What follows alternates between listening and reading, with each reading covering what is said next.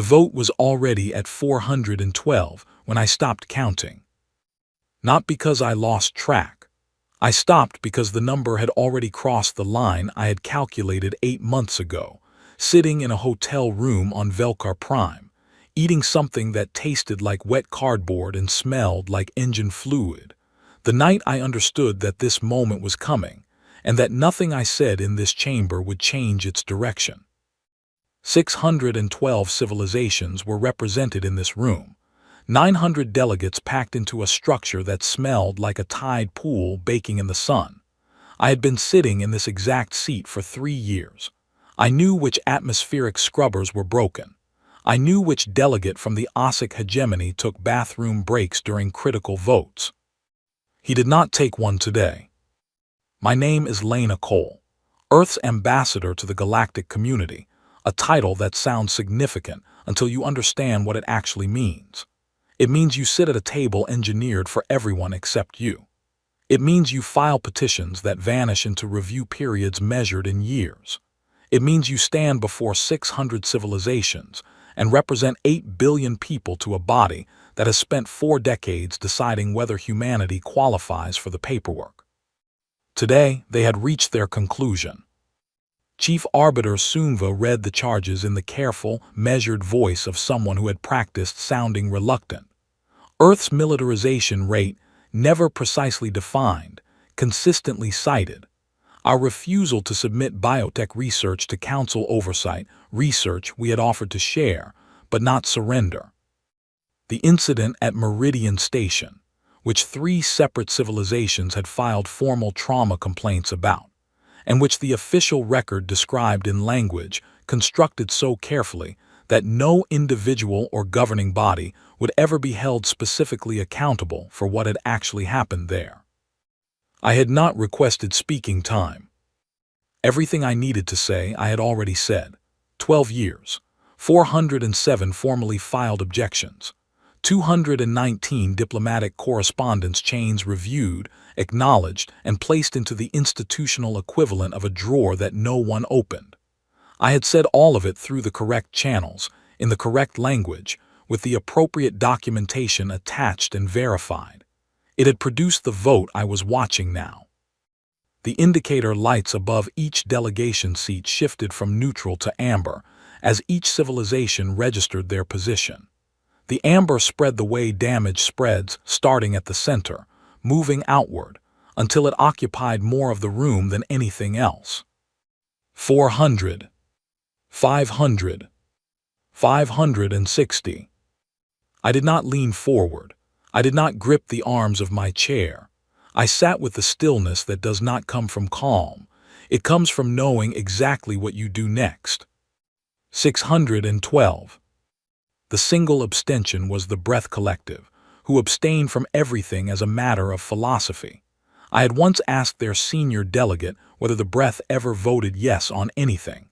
He told me the Breath believed certainty was a form of arrogance. I told him that was a comfortable philosophical position for a species that did not need other civilizations' votes to survive. He had not spoken to me directly since. The cost of that had been 0. Chief Arbiter Sunva held the result for 4 full seconds before reading it aloud. A theatrical choice. The Velcari were good at theatrical. The motion carries, he said. Earth is formally placed under protective isolation. Trade sanctions will take effect within 1 standard cycle. Travel restrictions are immediate. A corrective period of no less than 50 standard cycles is hereby imposed. 50 cycles. The chamber released a collective sound that traveled through 900 bodies in 900 different ways. A loosening, a settling, whatever relief sounds like when you translate it across a dozen physiologies at once. The Velcari legal team was already moving documents. The Ossic delegation communicated through the low-frequency vibrations their species uses when they do not want the conversation followed. I pulled out my tablet. The delegate closest to me, young Velcari, with the wide, light-capturing eyes his species develops for deep space navigation, glanced over. I felt what he was expecting. A protest. An emergency motion. some visible response that would confirm for everyone present that the vote had landed with the weight the chamber intended. I typed 11 words into a secure channel. Green light, all nodes, confirm receipt and report status. Sent. I looked up at the young delegate. He looked away.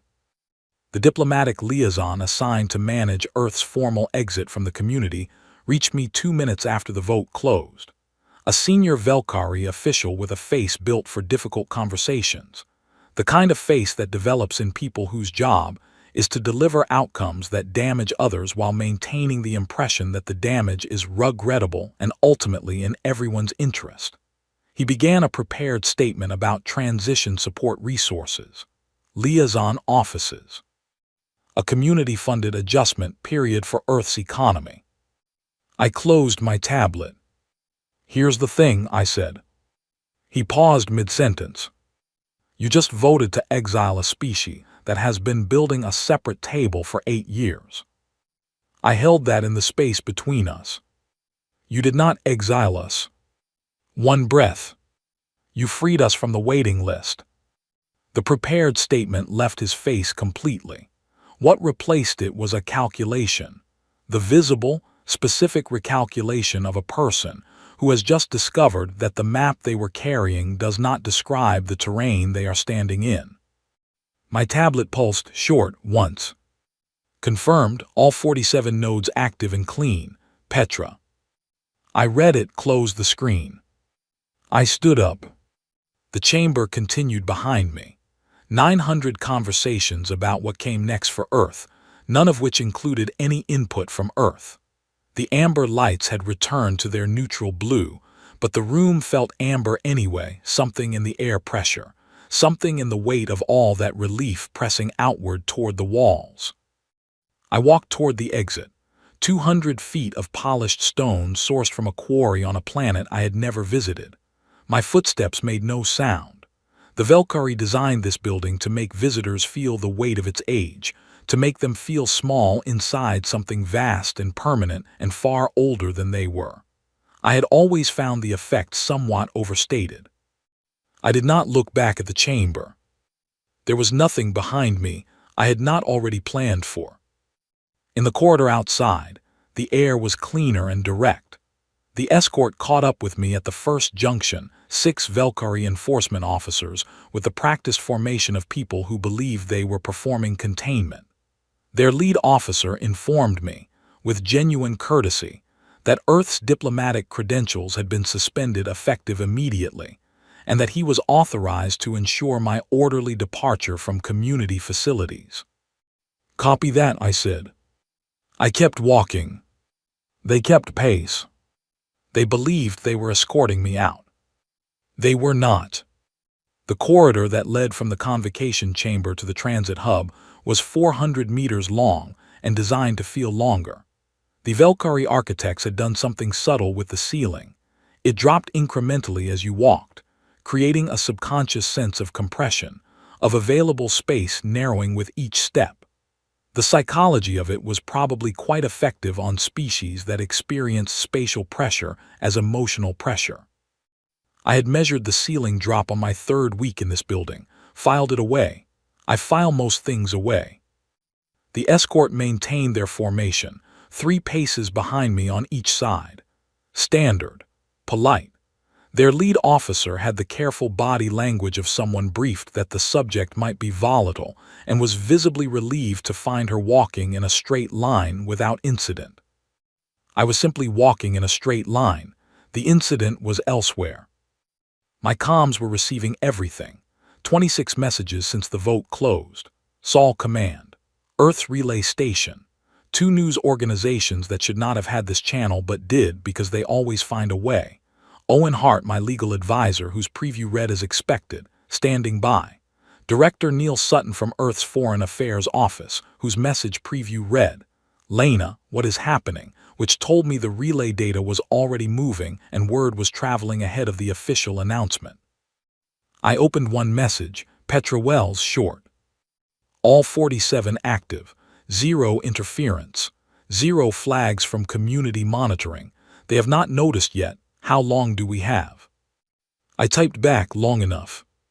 Here is what the galactic community understood about Earth as of 15 minutes ago. We were a capable species with a notable military development curve, a persistent refusal to accept multilateral oversight of our research programs, and a history of handling disagreements more directly than the community's conflict resolution protocols preferred. A problem. A stubborn one. The kind you eventually quarantine and correct. Here is what they did not understand about Earth. We had spent 16 years studying how the infrastructure of their civilization actually held together, and we had spent 8 years building a layer of it that we controlled. The galactic community's deep space relay network was old. The oldest sections had been in operation for over 4 centuries, maintained initially by the Velkari, then delegated across generations into a structure of contracts and subcontracts and automated maintenance systems that no single entity fully understood anymore. The Velkari knew their sections. The Osik knew the junctions their trade depended on. The Breath monitored their own communication corridor.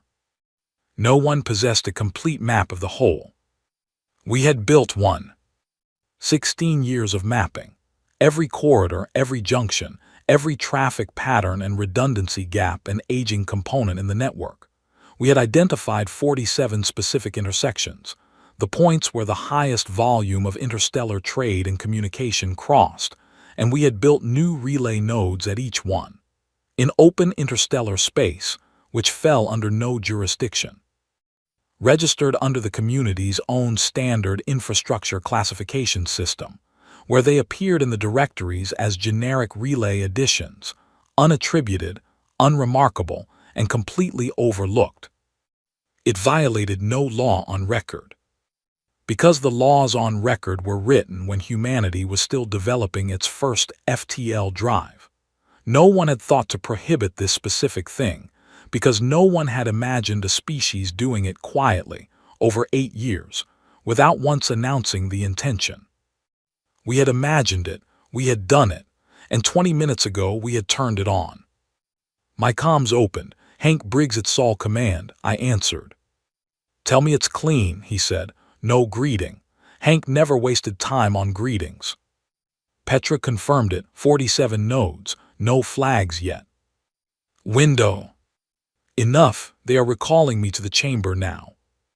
A pause, short. Hank absorbs information the way good commanders do completely, without performing the process. You ready for that room again, he said. I thought about the chamber, the amber lights spreading across 612 delegation seats, the sound of 900 bodies releasing tension they had been holding since Earth's application went into its 4th decade of review, Sunva's rehearsed reluctance, 50 cycles, protective isolation. I have been ready for that room for 12 years, I said. I heard him exhale. Not relief. The specific breath of a person who has been waiting a long time for something to either work or fail, and who knows, even now, that it is not fully decided yet. Lena, he said. He stopped, started again. Your mother would have. Copy that, I said. I ended the call. My mother had petitioned for Earth's full community membership in 2089. She spent 14 years navigating the process, filing, attending consultations, translating the community's procedural language into something humans could respond to, then translating humanity's responses back into something the community would accept. She did it with the patience of someone who genuinely believed that if you built the right argument and presented it through the right channels and demonstrated clearly that you deserved to be included, the system would respond to that. That the system was, at its core, designed to respond to that. She died in 2107. Still processing. I had not become a diplomat because I believed in the process. I had become a diplomat because I understood it. There is a significant difference between those two things. One is faith, the other is reconnaissance. The escort slowed at a secondary corridor junction. The lead officer's comms unit activated. He listened. Something reorganized in his posture, not alarm, but the specific adjustment of a person receiving information that changes the parameters of their current assignment. He turned to me. "Ambassador Cole," he said. The title was technically no longer accurate, but he used it anyway. "Habit or professionalism or both. The Convocation has issued an emergency recall. Chief Arbiter Sunva has requested your immediate return to the chamber. The stated basis is an infrastructure concern." "Infrastructure concern," I said. "Yes." I looked at him for a moment.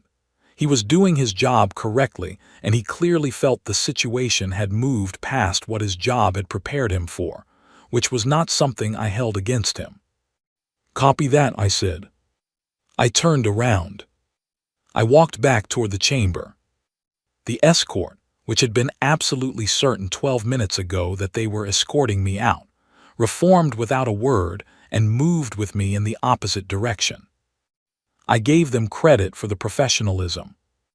As I walked, I thought about Petra Wells at 29 years old, standing in front of Earth's Foreign Affairs Committee, presenting the node concept, watching the committee use the word ambitious in the specific way that institutions use it when they mean, "This will not be funded." She had gone back to her lab with 7 people and a budget that would not have covered the catering at one of the community's annual summary conferences. 8 years later, she sent me 2 words.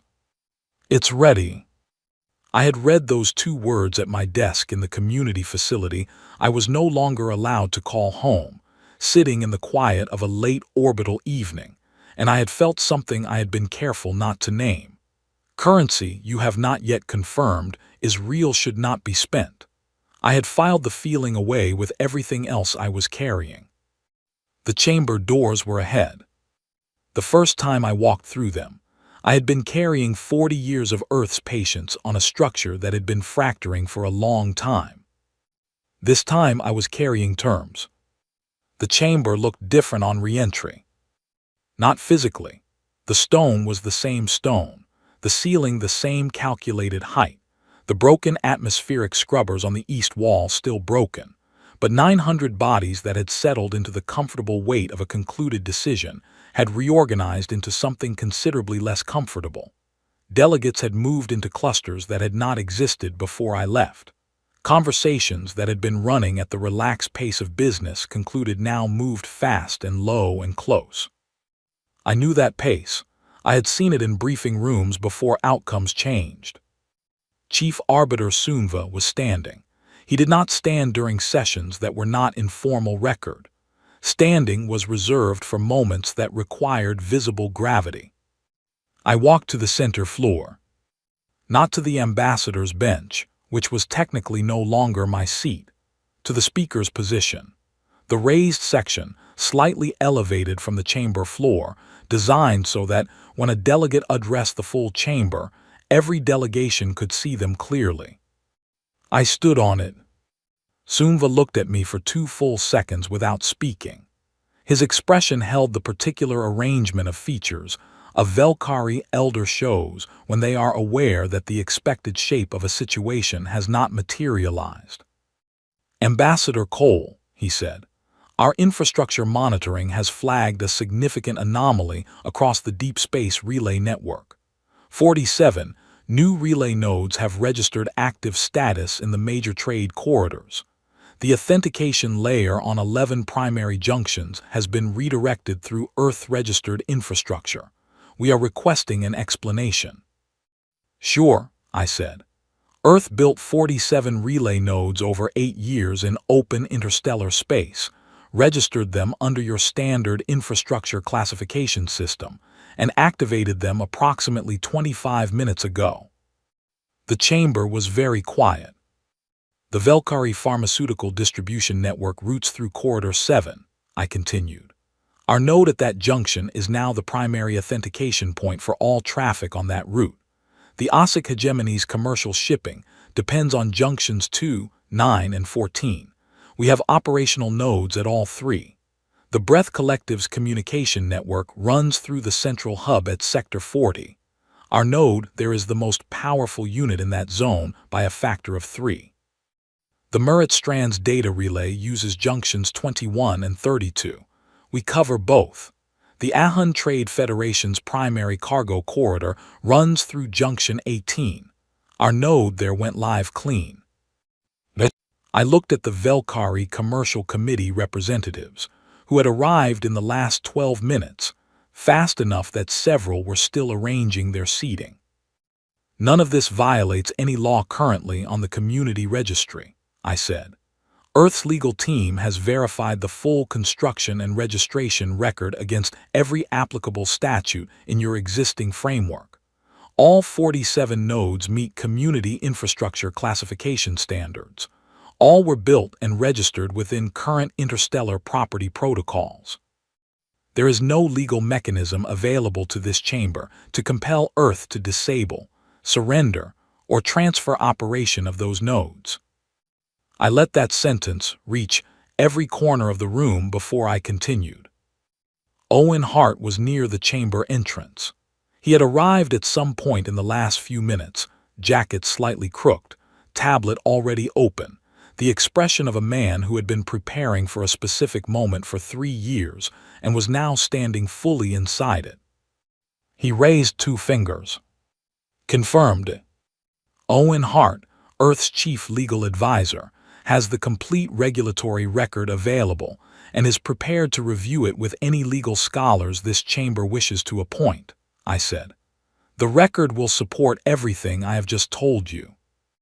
The OSIC senior delegate produced a low, resonant sound his species makes when confronting information they had not prepared for. It traveled through the room. The Velkari commercial representatives were clearly receiving communications from their home offices. I could read the reorganization in their body language as the responses arrived, the specific recalibration of institutions calculating the cost of 2 different outcomes against each other. Sumva set his tablet down with great care. Ambassador Cole, he said, what is Earth proposing? Earth is not proposing anything. I reached into my jacket pocket and removed a data chip. I walked to the arbiter's table and placed it in front of him. Earth is delivering terms. The distinction matters. I would ask this chamber to keep it in mind throughout the rest of this conversation. I stepped back to the speaker's floor. For 40 years, Earth operated within the community's framework. We filed petitions. We attended reviews. We modified our research disclosure practices on 3 separate occasions, each time based on assurances that modifications would advance our membership application. They did not advance it. We submitted to 2 independent security assessments conducted by community-appointed teams, both of which cleared Earth of the specific concerns cited in this morning's vote. Those assessments were classified. They were never entered into the formal record. I looked across the full chamber. At no point in 40 years did this body treat Earth as a civilization with legitimate standing. We were processed. We were reviewed. We were told our concerns had been noted and that the process would continue. Today, that arrangement ends. I nodded toward the data chip. The file contains Earth's terms. They are complete and they are not modular. Earth's relay nodes remain under Earth's operation, with licensing agreements for continued access available at rates defined in Appendix 2. Earth's permanent arbiter seat on this council, with full voting rights, is effective immediately upon agreement. The incident at Meridian Station is to be officially reclassified in the community record to reflect what actually occurred. Earth's biotech research program continues under Earth's own oversight framework, with voluntary disclosure provisions outlined in Appendix 5. Section 3 addresses the suppressed security assessment reports. I would strongly suggest reading Section 3 before formulating a response. The chamber was silent for 4 seconds. Then it was not silent at all. They tried. I will give them that fully. 600 civilizations do not persist long enough to build an institution this old and this complex by being unintelligent. They know how to negotiate. They know how to apply pressure, find angles, redirect conversations without the other party fully understanding what has been moved. They are very skilled at all of those things. What they did not know was how to do any of them to someone who had spent 12 years learning how they worked. Sunva called a 30-minute recess. When the session resumed, 7 additional Velkari legal scholars were seated at the arbiter's table, plus 2 representatives from the Community Standards Authority, a body that existed, as far as I had ever been able to determine, primarily to generate documentation confirming that existing standards applied to whatever situation was currently in dispute. The senior legal scholar opened with the full framework argument, systematic, structured, and well-prepared.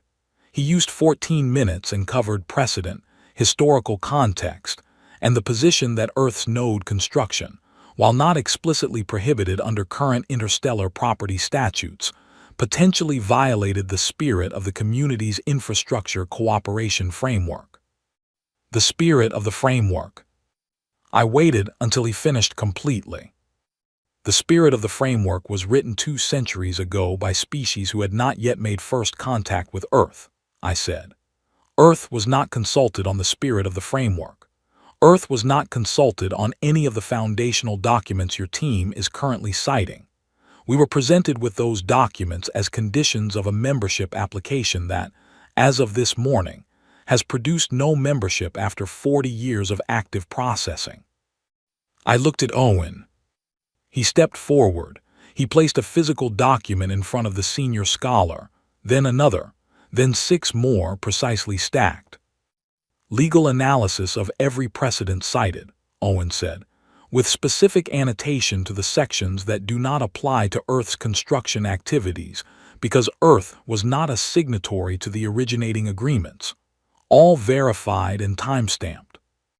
The 3rd document in that stack references Section 19 of the community's own Infrastructure Development Charter, which provides direct positive legal support for independent node construction in open interstellar space, not subject to any existing territorial claim. The senior scholar looked at the stack of documents. He looked at Owen. He looked at the documents again. Owen returned to his position near the wall, picked up his coffee, and stared at the middle distance with the expression of a man running on very little sleep and the very specific energy that comes from doing work you have been building toward for 3 years and have finally been given permission to do in front of the people it was designed for. The legal argument ended. The OSIC delegation produced their threat 17 minutes later. Their senior delegate stood. His statement, rendered through the chamber's translation relay, described Earth's node activation as a destabilizing action that posed a direct threat to the security of established interstellar infrastructure, and noted that the OSIC hegemony maintained enforcement capability sufficient to address infrastructure threats of this nature under current community emergency security protocols. He framed it carefully as a statement of capability and legal authority, not as a declaration. He sat down. The chamber waited. I reached into my jacket pocket. I opened a specific file on my personal comm unit. I pressed play. The audio lasted 12 seconds. 2 voices, clear recording, speaking in OSIC, translated in real time by the chamber's universal relay system for every delegation present. A conversation between 2 senior OSIC military officers discussing the approach vector of an Earth survey vessel near the Meridian Station sector, the decision to initiate a boarding action on an unarmed civilian research craft, and the escalation that followed, which the officers described as having proceeded according to plan. 12 seconds. I stopped the playback. The full recording is 47 minutes, I said. Earth has held it for 6 years. It currently exists on 7 separate servers across 3 solar systems. Section 4 of Earth's terms addresses the official record correction for the Meridian Station incident. I would recommend reviewing Section 4 carefully before this delegation makes any additional statements. The OSIC senior delegate was completely still. The specific, deliberate stillness of a large, physically expressive species choosing, with considerable effort, not to express anything at all.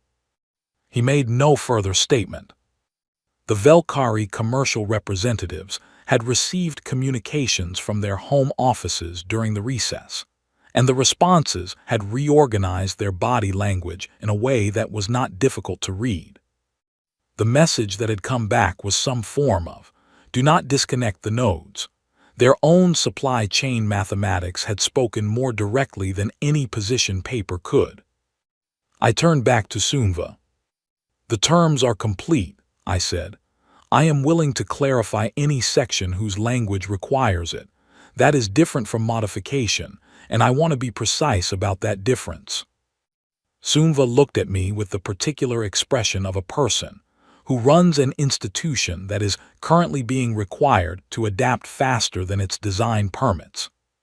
From the back of the chamber, a voice asked for the floor. A young Velkari delegate, outer system delegation, not the core authority. Young, for a Velkari, wide-eyed in the way that species only is when something has genuinely caught them without preparation. Sunva granted the floor.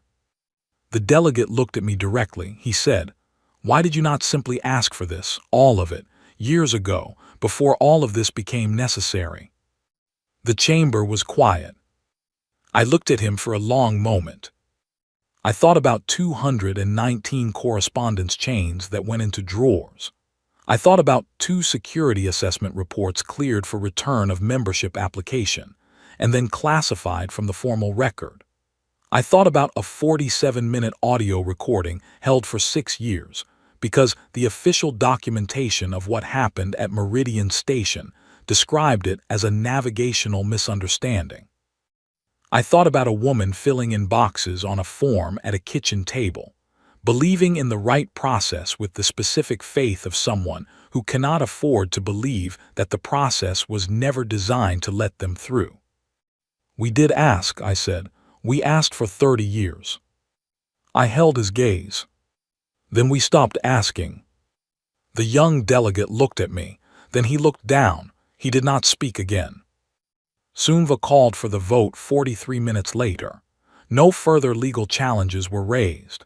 No additional statements from the OSIC delegation. The vote moved through the chamber species by species, as it had that morning, but the indicator lights above the delegation seats shifted to blue this time. 601 civilizations in favor of Earth's terms, with one modification to Appendix 2 that Owen had agreed to mid-session, and that I had reviewed and approved during the recess. 11 abstentions, 0 opposing votes. I stood on the speaker's floor and watched the blue spread across the chamber and felt something pass through me that I had no intention of nomming in a room with 900 observers. I noted it. I filed it.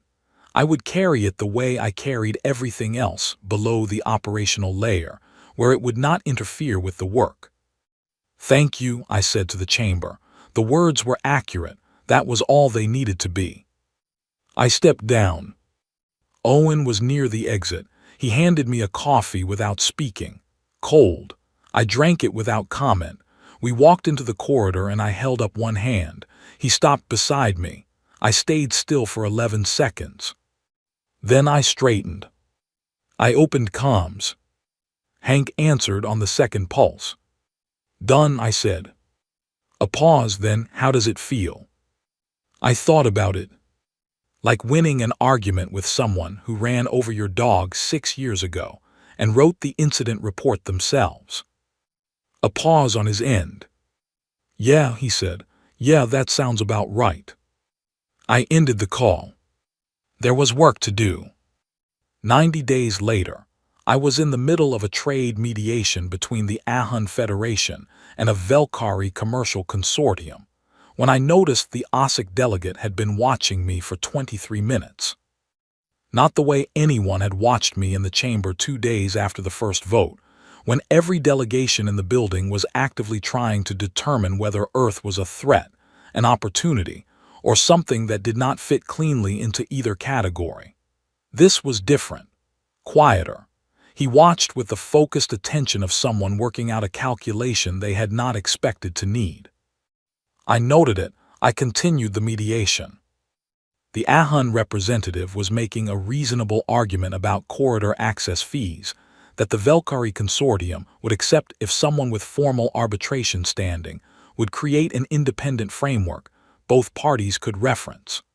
That was part of my new function, not solely Earth's voice in the chamber, but a standing arbitration presence with authority that operated independently of the community's standard resolution process.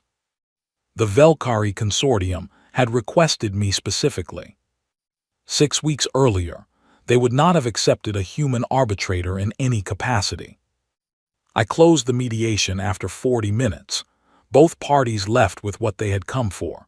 I did not frame that internally as a victory. It was a function. Functions you perform correctly until they become the expected condition of things, until the expected condition of things is different from what it used to be, and then you have changed something that does not announce itself. After the chamber cleared, the OSIC delegate crossed the floor toward me. He stopped at 2 meters, outside the standard OSIC interaction distance, which was a deliberate choice on his part. "Your people argue like you expect to lose," he said. I considered that. It was not an insult. The OSIC communicate through direct observation, they name what they see, and the naming is the communication itself. "Yeah," I said, "habit." He looked at me for another moment, then he left. I carried that observation longer than the corridor required. We argue like people who have been losing and learned to be precise about it anyway. We argue like lawyers who built every case from secondary sources because the primary sources were never made available. We argue the way you argue when you know you are right, but the available channels were not designed to confirm you. All of those things were true, and they were the same observation arriving from different angles. Petra Wells came to the station on day 64. She did not travel often. She had a lab, a team, and the kind of focus that experiences transit time as hours removed from productive work. When she appeared at the station's receiving hub with a bag over one shoulder and the specific compressed look of someone who had been in a transport pod for 30 hours straight, I understood the visit was not casual. We ate in the station cafeteria. The food had improved since I had taken the arbitration post, because the supply chain now had better corridor access, which was a small irony I acknowledged without making anything of it. Petra ate efficiently, as she always does, then set her fork down and looked at me with the direct, undecorated attention she uses when something matters enough to warrant the trip. "Node 7 is degrading faster than projected," she said. "Traffic volume through the pharmaceutical corridor is running 40% above our usage models. We need either an upgrade to the existing node or a second unit in that sector." "Add the second unit," I said. "That is what I expected you to say. I need authorization and a budget allocation from your office." "Send the specs to Owen. He will process the authorization this week." She nodded. She looked at me a moment longer than the logistics required. "Are you doing all right?" she said. The question had weight behind it that the words themselves did not carry. Petra had known me for 9 years. She was the one who sent the message that read "It's ready." She had been awake for 31 consecutive hours on the day of the first vote, monitoring 47 nodes from a station 4 light minutes from the chamber, waiting to receive a single word back from me. She understood precisely what we had built and what it had taken, and what the second vote had and had not resolved. "I am working," I said. She accepted that answer without adjusting it. Petra has always understood the difference between an answer and a navigation around one, and she has always recognized when the navigation is itself the more honest thing. "The team would like to know if you are coming to the lab when you are next back on Earth," she said. "When I am next back, I will tell them to assume yes." "Tell them I said hello." She left the next morning. I watched her pod disconnect from the station bay and move into the departure corridor. I stood at the bay window for another few seconds after it was gone. Then I went back to work. Director Neil Sutton arrived on day 78 with a delegation of 4 and a prepared agenda, running to 6 pages. Sutton was the kind of official who had spent his career inside institutions, comfortable with hierarchy, skilled at the diplomatic art of making constraints look like choices, and genuinely well-meaning in the way that people are when an institution has become the primary medium through which they perceive what is possible. He arrived with the careful, slightly reorganized energy of a person who has updated a significant understanding and is still integrating the update. We met in the station's formal conference room. It had a Valkyrie aesthetic, clean lines, mineral surfaces, designed to communicate permanence and authority. I had not changed any of it since taking the post. The room communicated what it communicated. I did not need to redecorate to change the conversation that happened inside it. Sutton moved through the agenda methodically. Relay node policy formalization, bilateral agreement governance framework, Meridian Station reclassification communications, the suppressed security assessment reports. On the security assessments, I stopped him mid-sentence. "Those go public," I said, "all of them unredacted." He checked his notes. The legal committee's recommendation was phased disclosure with a community impact assessment preceding each release. The legal committee's recommendation was designed to manage Earth's relationships within the community framework, I said. Those relationships have changed structurally. The reports go public, unredacted, on the timeline Earth's communications office determines is logistically sound. The people who were aboard the survey vessel at Meridian Station and the families of everyone involved in that incident deserve an accurate public record. That is not a policy position I am willing to negotiate. It is the minimum the situation requires. Sutton wrote something on his notepad. The room was quiet enough that the pen made a small sound. "All right," he said. We finished the full agenda in just under 2 hours. His delegation gathered their materials with the coordinated efficiency of people accustomed to formal settings. Sutton himself moved toward the door and then stopped. He had the posture of a person carrying one more thing and deciding carefully how to set it down. "It will take time," he said. "For people back on Earth, I mean, for the institutions.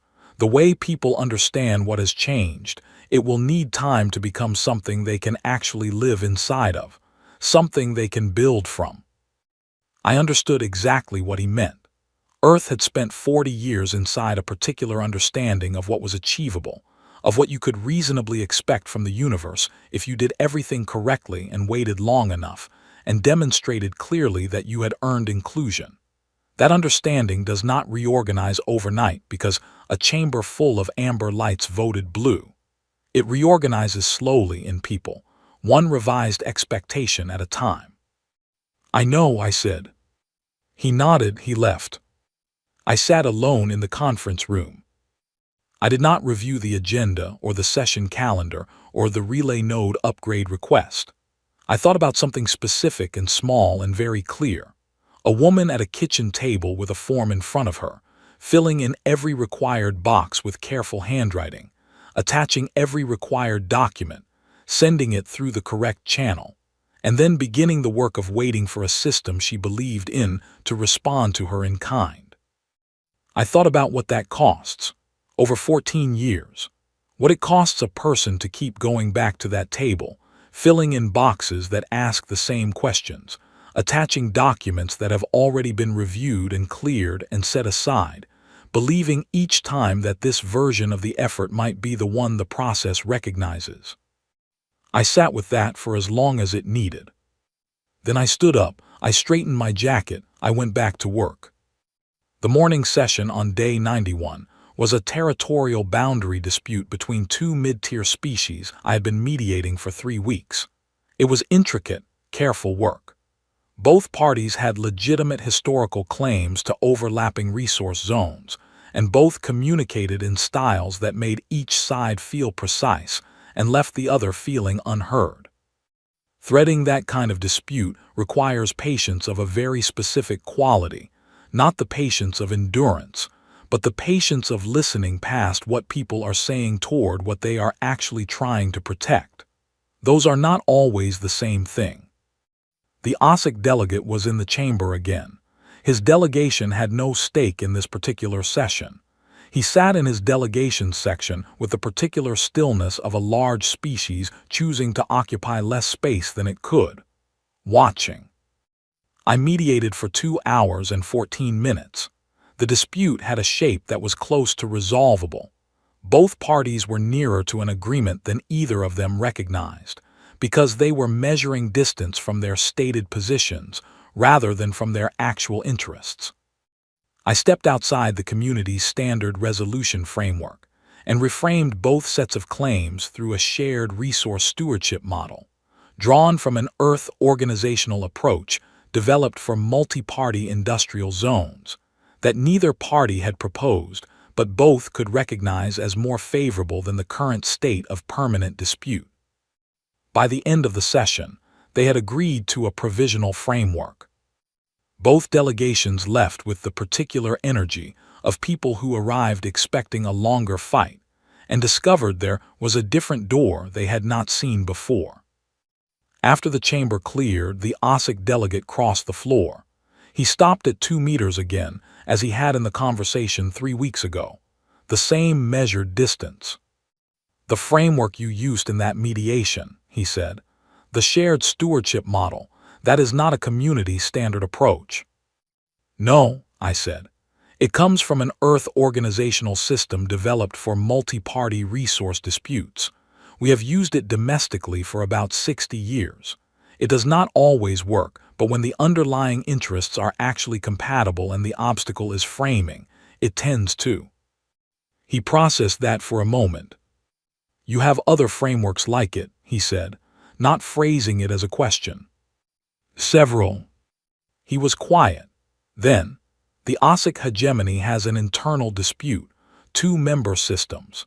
It has been unresolved for 11 years. The community's standard arbitration process has not produced an outcome both systems are willing to accept, and the dispute has begun affecting trade and communication infrastructure in that region." I looked at him. "Send the file to Owen Hart," I said. "He will assess whether Earth's bilateral arbitration framework is applicable. If it is, he will send you our terms and a proposed process timeline." The OSIC delegate looked at me for a long moment. Something moved in his expression that I did not have a clean word for in any language I knew. Not gratitude, not quite respect. The specific acknowledgement of a person who has just been required to update a significant assumption and has chosen, rather than resist it, to simply update it. "You are a strange species," he said. "Yeah," I said, "we hear that." He left. I stood in the chamber for a moment longer. The afternoon session delegates were beginning to arrive. The room was filling again with the ordinary sound of business resuming, movement, low conversation, the mechanical sounds of a large building in use. In the 3 months since the second vote, 14 species had sent formal bilateral inquiry packets to Earth Station, not community-mediated arrangements, not requests filtered through the standard framework and review process. Direct contacts, species to species, asking to arrange terms directly. Smaller delegations mostly.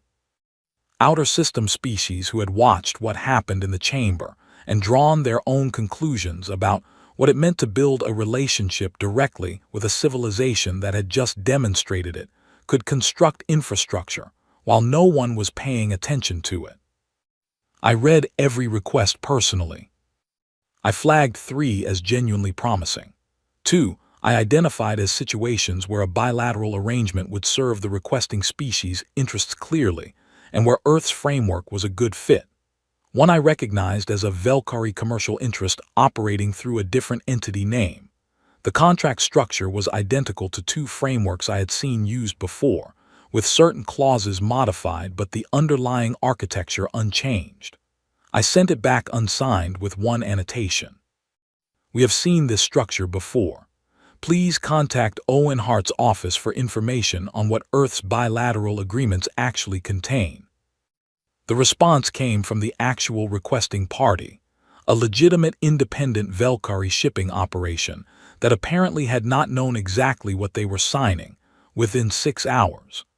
Owen processed their real request inside 2 weeks and sent me a brief note that said it was one of the more straightforward agreements he had processed so far. Owen had hired 2 additional staff for his office without asking me first. Having calculated that I would approve the decision and that asking first would cost time neither of us had, both calculations were correct. I approved the hires after the fact with a message that said, "Good call." I gathered my materials from the mediator's table and moved to the arbiter's position for the afternoon session. The chair was better than the ambassador's bench I had occupied for 3 years. Owen had raised the issue during the transition, and Sunva had accommodated it with the efficiency of an administrator who had calculated that the cost of the accommodation was lower than the cost of the alternative. I opened my tablet. 4 files to review before the afternoon session opened. Petra's node upgrade authorization waiting for my signature. A second bilateral inquiry from the Murat Strand, far clearer than their first approach, which suggested someone on their team had studied how Earth's intake process actually worked and adjusted accordingly. A memo from Owen about the Ahun Federation's interest in Earth's participation in a joint research disclosure partnership, which was worth reading carefully before responding. A formal communication from Chief Arbiter Sunva regarding the upcoming anniversary review of Earth's arbitration seat, standard procedure, routine institutional record-keeping, the machinery of a very old organization running as it always runs. I filed Sunva's message. I would respond tomorrow. I looked across the chamber. 900 versions of intelligence settling into position for the afternoon's work. Arguments to be made. Disputes to be navigated. The slow, imperfect, necessary work of civilizations with different histories and different needs and different ideas about what fairness looks like, all sharing a galaxy and trying, more often than not to run each other over. It was not a fixed thing, this room. It was not a finished thing. It was the same room it had been the morning of the first vote, with the same stone and the same ceiling and the same scrubbers that needed repair, and something inside it had changed that the room itself would take years to fully understand. That was all right, I had time. I picked up my stylus. Here is the thing nobody tells you about getting a seat at the table. The table does not change. You just stop being the thing people wipe their boots on before they sit down. Chief Arbiter Sunva called the afternoon session to order. I read the first file. I started the work. Copy that.